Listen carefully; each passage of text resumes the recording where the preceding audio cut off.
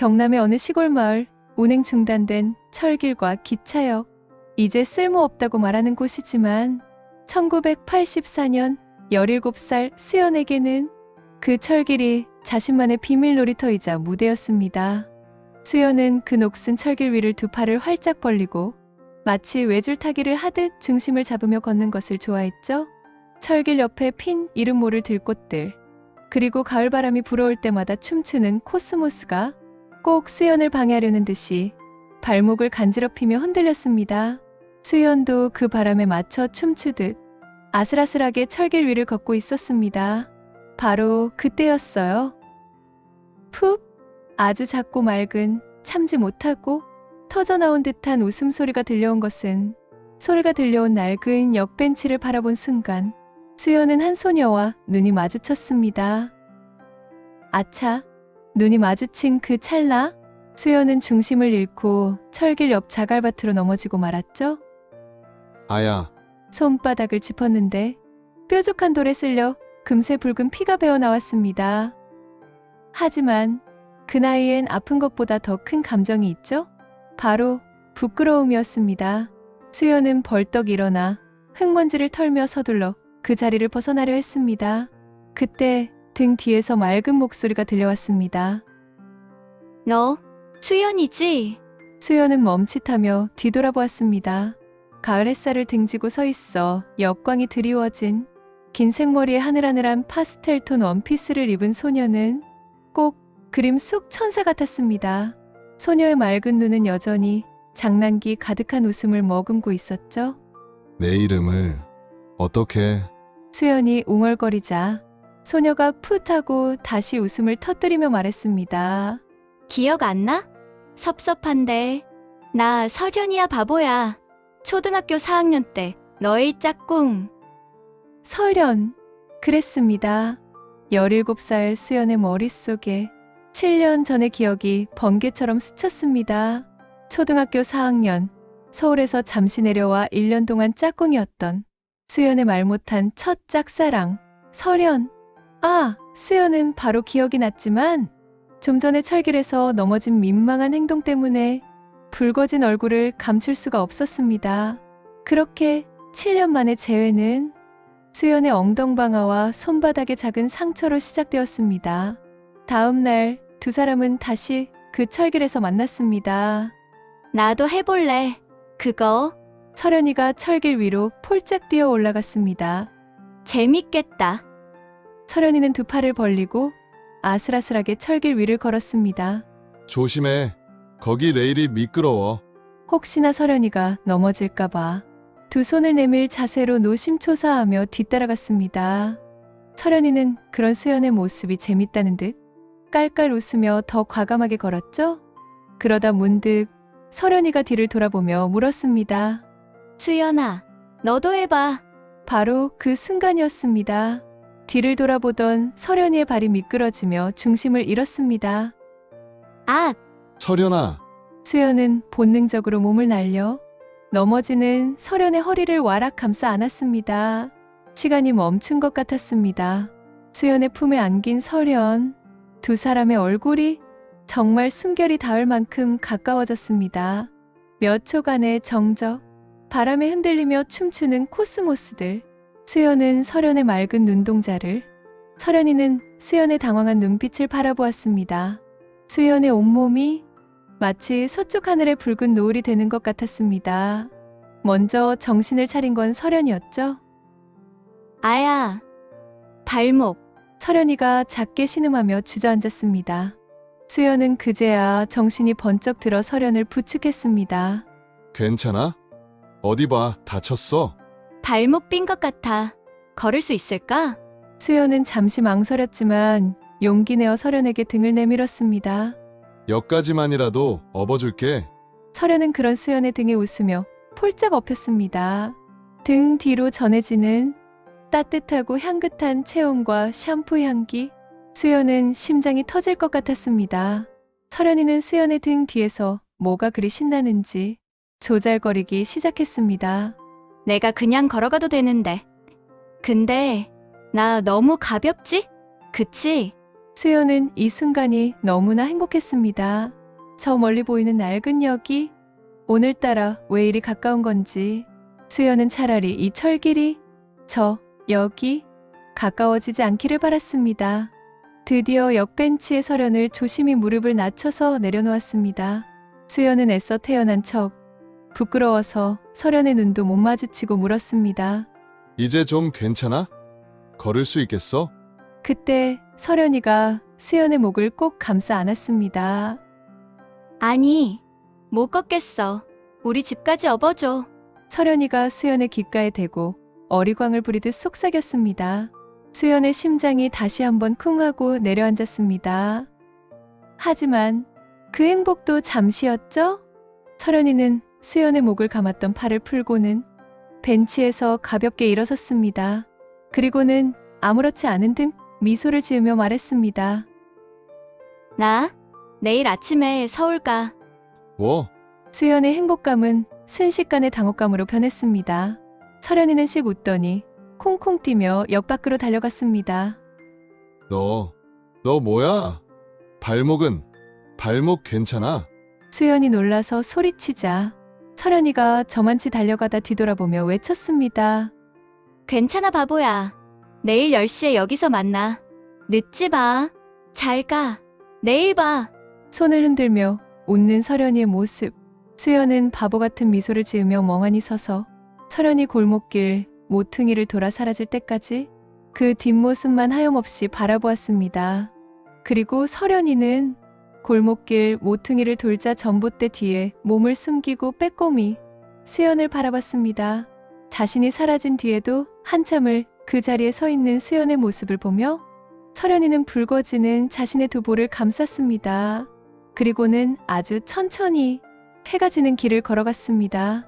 그날 밤 수연은 잠을 이룰 수가 없었습니다. 서련이와의 내일 약속 10시 기차역. 내일 만나면 무슨 말을 해야 할까? 고백할까? 17살 수연의 가슴은 내일의 설레임으로 밤늦도록 부풀어 올랐습니다. 다음 날 아침 수연은 서련을 만날 생각에 평소보다 일찍 일어나 세수하고 머리를 감고 아침 식사 자리에 앉았습니다. 바로 그때 이발소 문을 열러나갔다가 막 돌아온 아버지 영철이 무심한 듯 한마디를 툭 던졌습니다. 아침부터 웬 난리들인지. 그 서울 처자 말이다. 아침 일찍 고속터미널로 택시 타고 가던데. 서울 간다고? 네? 서련이가? 수연의 손에 들려있던 숟가락이 쨍그랑 소리를 내며 바닥에 떨어졌습니다. 터미널? 10시에 기차역에서 만나자고 했는데? 수연은 밥을 먹다 말고 그대로 대문 밖으로 뛰쳐나갔습니다. 수연아, 너 어딜 가? 아버지의 고함 소리가 뒤따라왔지만 수연의 귀에는 들리지 않았습니다. 수연은 숨이 턱까지 차오르도록 고속터미널로 달렸습니다. 10분 전에 출발했어요. 다음 차는 2시간 뒤에요? 안내원의 무심한 대답에 수연은 힘없이 주저앉았습니다. 10분 전 떠났다고? 어젯밤 내일 10시에 만나자던 그 약속은 나의 착각이었나? 수연은 대합실 의자에 주저앉아 차마 소리도 내지 못하고 흐느끼기 시작했습니다. 바로 그 시각 서련이는 약속 장소인 기차역 벤치에 앉아 수연을 기다리고 있었습니다. 10시 10분. 늦네. 오다가 또 넘어졌나? 바보같이. 10시 30분. 서련이의 얼굴에서 미소가 사라졌습니다. 11시. 결국 수연은 나타나지 않았습니다. 서련은 크게 실망한 채 벤치에서 일어섰습니다. 그리고는 눈물을 애써 참으며 터미널로 향하는 택시를 잡았습니다. 한편 터미널에서 망연자실해 있던 수연은 불현듯 머리를 스치는 생각에 벌떡 일어났습니다. 잠깐, 터미널이 아니라 기차역? 약속 장소는 기차역이었잖아. 수연은 마지막 희망을 품고 다시 젖은 얼굴로 서련이 기다리는 기차역을 향해 달리고 또 달렸습니다. 그렇게 두 사람은 방금 전 그 장소에서 비극적으로 엇갈리고 말았습니다. 땀범벅이 되어 기차역에 도착한 수연. 하지만 플랫폼은 텅 비어 있었습니다. 설현아, 수연의 목매인 외침은 텅 빈 기차역에 부딪혀 공허하게 흩어졌습니다. 혼자만의 착각, 또다시 끝나버린 짝사랑. 수연은 바보 같은 자신을 원망하며 그 자리에 주저앉고 말았습니다. 그리고 역 앞에 영철의 이발소, 창문 너머로 이를 지켜보던 아버지 영철은 그래. 잘한 일이다. 아들을 위한 일이야. 라고 입술을 굳게 다물었습니다. 영철의 마음속엔 깊은 그늘이 있었습니다. 영철의 아버지는 바로 설현이네 할아버지 집의 소장농이었습니다. 영철은 어릴 적부터 아버지가 설현이네 집에 온갖 굳은 일을 도맡으며 영철과 동갑인 설현의 아버지에게까지도 영철의 아버지가 굽신거리는 모습을 보며 자랐습니다.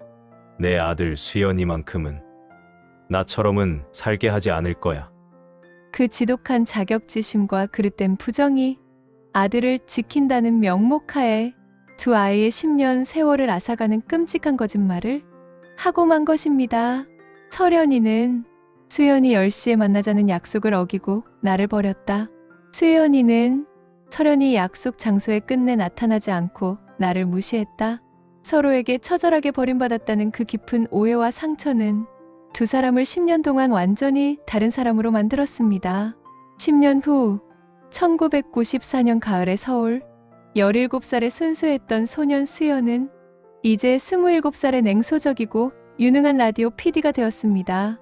그러던 어느 날 가을 특집 방송의 중요한 후원사를 만나는 첫 번째 회의실 문이 열리고 후원사의 담당 팀장과 대표가 들어왔습니다. 수연은 자료를 넘기며 무심코 고개를 들었습니다. 그리고 그 자리에 얼어붙고 말았습니다. 10년 동안 꿈에서도 그리던, 하지만 동시에 그토록 증오했던 얼굴, 설현이었습니다. 설현이 또한 수연을 발견하고 숨이 멎는 듯 했습니다. 두 사람의 눈이 허공에서 부딪혔습니다.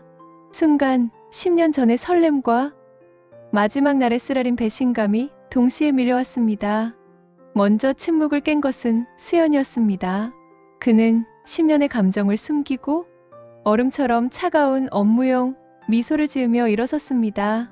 처음 뵙겠습니다. 이번 프로젝트 담당 PD 이수연입니다. 설현이도 떨리는 손을 감추며 차갑게 대답했습니다. 김설현입니다. 잘 부탁드립니다. 그때 설현의 옆에 앉아있던 후원사 대표가 부드럽게 웃으며 일어섰습니다. 저는 설현 씨의 약혼자이자 HS 대표인 박형석이라고 합니다. 약혼자? 그 말이 수연의 가슴을 찔렀습니다. 결국 그럴 줄 알았지. 나를 잊었어. 수연은 더 깊은 냉소로 자신의 상처를 감쌌습니다. 프로젝트는 그렇게 아슬아슬한 얼음판 위를 걷듯 진행되었습니다. 수연과 설현은 회의 때마다 서로를 이 PD님, 김설현 씨라고 부르며 모르는 사람보다 더 차갑게 대했죠. 드디어 프로젝트가 끝나고 최종 회식 날, 수연은 시끌벅적한 스카이 라운지에 술자리가 숨이 막히는 것 같았습니다. 그는 잠시 바람 좀 쐬고 오겠다며 조용히 자리를 떠나 텅 빈 옥상으로 향했습니다. 차가운 가을바람이 뺨을 스쳤습니다. 수연은 도시의 야경을 물끄러미 바라보았습니다. 이제 프로젝트도 끝나고 설현과도 마지막인가? 가슴 답답함과 먹먹한 감정이 수연을 얼어붙게 만들었습니다. 그때였습니다. 그날 왜 안 나왔어? 등 뒤에서 들려온 떨리는 목소리? 내가 1시간을 넘게 그 기차역에서 기다렸는데. 수연은 차마 뒤돌아보지 못하고 그 자리에 몸이 굳어버렸습니다. 기차역. 설현이가 날 기다렸다고? 내가 약속을 어겼다고? 이게 무슨 말이지? 수연은 천천히, 아주 천천히 뒤돌아보았습니다. 그곳에는 겉옷도 걸치지 않은 채 차가운 바람에 부들부들 떨면서 눈물을 흘리고 있는 설현이가 서 있었습니다. 10년 동안 쌓아 올렸던 수연의 증오와 냉소가 설현의 그 말과 그 눈물 한 방울에 한순간에 무너져 내렸습니다. 수연은 재빨리 자신의 외투를 벗어 떨고 있는 설현의 어깨를 감쌌습니다. 설연아, 그게 무슨 말이야? 기다리다니?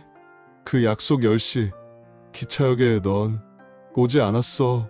설연아, 아니야. 난 내가 아침 일찍 서울 간다는 말을 듣고 터미널에서 널 터미널? 혹시나 해서 다시 기차역으로 미친 듯이 달려갔는데 넌 없었어.